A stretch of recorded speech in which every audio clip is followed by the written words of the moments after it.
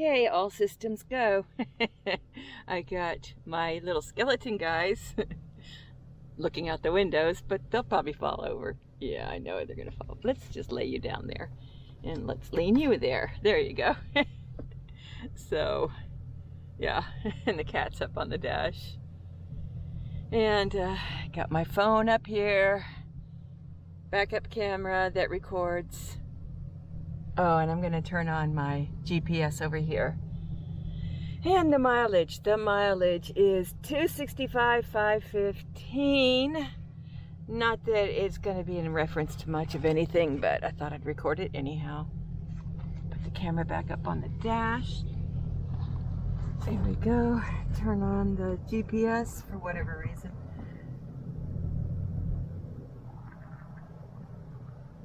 Oh my gosh, got itch in my back. Okay, let's get this thing. There we go.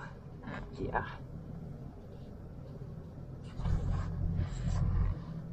Is that better? And a little bit crooked there. A little bit crooked. And I don't think you can go any further. No, you can't. Okay. Whatever. Whew. It is 12:30. So it'll be a good time to get to my brother's. I'm gonna put him in my GPS. Okay, let me go find him. Okay, let's roll. Roll up the window. Alrighty, man. We be ready. Oh, sunglasses. It is pretty sunny out today. Very windy though. Got my shower, got everything loaded. Next year I'm gonna bring less stuff.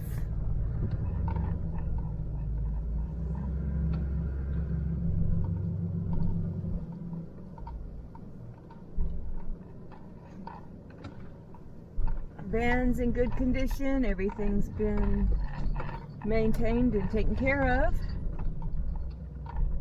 So that's cool. I'm starting to see more color. Head east toward Curlsville Road, Huckleberry Ridge. Yeah, there's a little bit more color. That's cool. In 500 feet, turn left onto Curlsville Road, Huckleberry Ridge.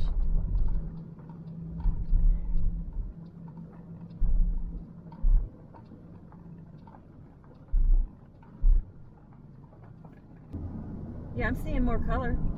That little freeze actually did create some color. And be careful through here. There's a lot of deer that cross through here.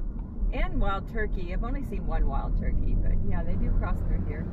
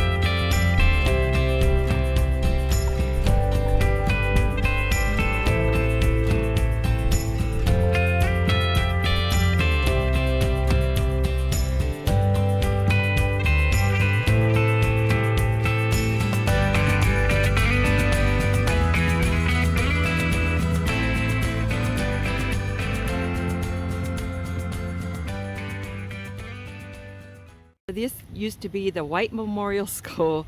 It was a grade school that I went to as a child.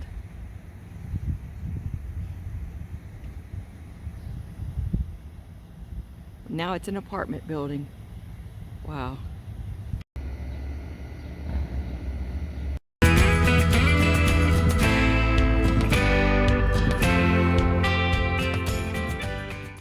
horse's feet are hot.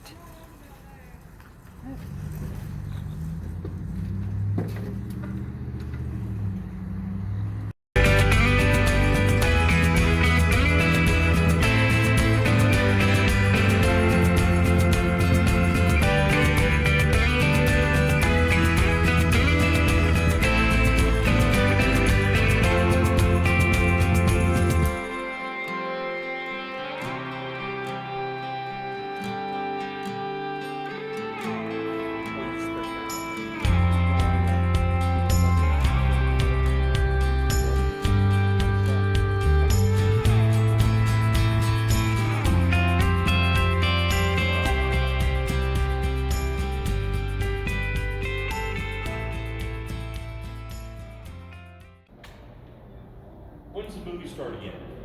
Oh, it runs on a loop. Oh, okay. All right. After you.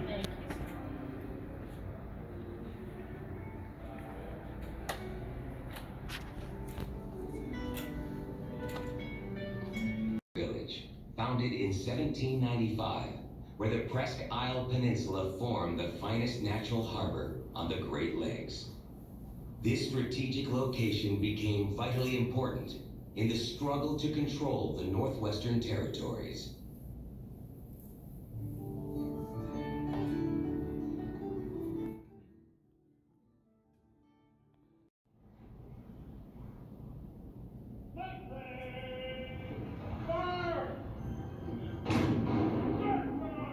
The War of 1812 was a formative event for the young American nation.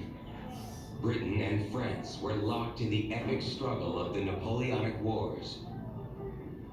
The British interfered with American ocean-going trade, forcing some American sailors to serve in the Royal Navy. Along the western frontier, British support encouraged Native Americans to resist U.S. expansion. Many Americans saw war as the only option. After bitter debate, a sharply divided Congress declared war against the far more powerful Great Britain. While many issues that led to war were centered in the Atlantic Ocean, much of the fighting took place along the border between the U.S. and British colonies in Canada. Reaction to the U.S. declaration of war was swift. Within weeks, 3 American Great Lake forts fell to the British and their Native American allies. During these attacks, Erie's Captain Daniel Dobbins and his ship Salina were captured. Dobbins escaped and returned to Erie, where he sounded the alarm with first-hand accounts of British victories. He then took the dire news to Washington, D.C., where he persuaded President Madison to build an Upper Great Lakes squadron in Erie.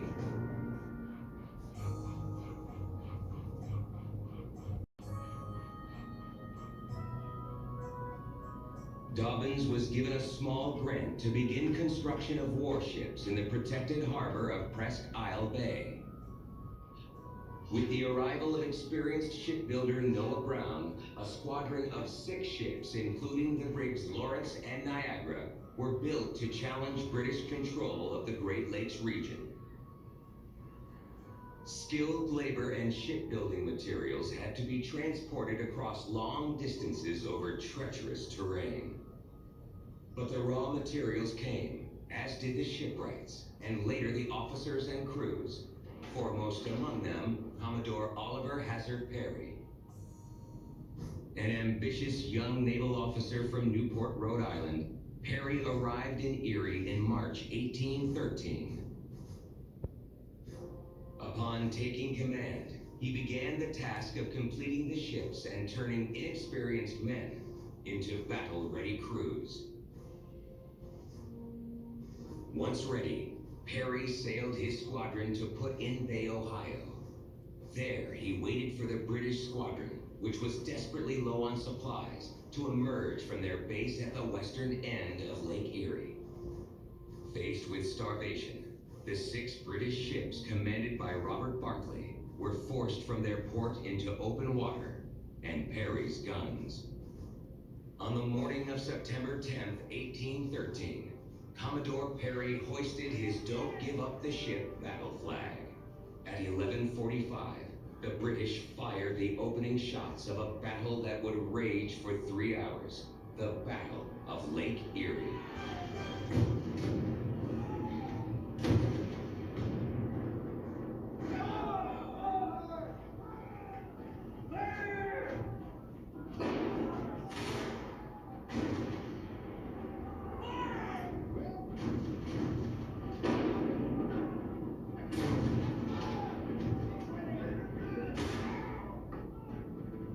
Early on, Perry's flagship Lawrence sustained heavy damage. 80% of her crew were killed or wounded. In a final desperate attempt for victory, Perry transferred his command to the unharmed Niagara and swiftly broke through the enemy line. Within minutes, the thundering guns were silenced. The British surrendered. Shortly afterward, Perry inscribed his brief but legendary report. We have met the enemy, and they are ours. 2 ships, 2 brigs, 1 schooner, and 1 sloop. Yours with great respect and esteem, O.H. Perry. Victory on Lake Erie forced the British to abandon Detroit and severed the British-Indian Alliance, allowing the U.S. to regain territories lost at the start of the war. Niagara survived the war, but not the peace. In 1820, she was unceremoniously scuttled in Misery Bay at Presque Isle. It would be a century later, in March 1913, when the Perry Victory Centennial Commission raised the brig from her cold water grave and began restoration. She was then towed around the Great Lakes by the USS Wolverine and was celebrated with patriotic pageantry. In 1931, after years of neglect, the Commonwealth of Pennsylvania took custody of Niagara. Restoration of the brig slowly continued through the Great Depression and World War II. Now on shore, Niagara was placed on display at the entrance to Dobbin's Landing.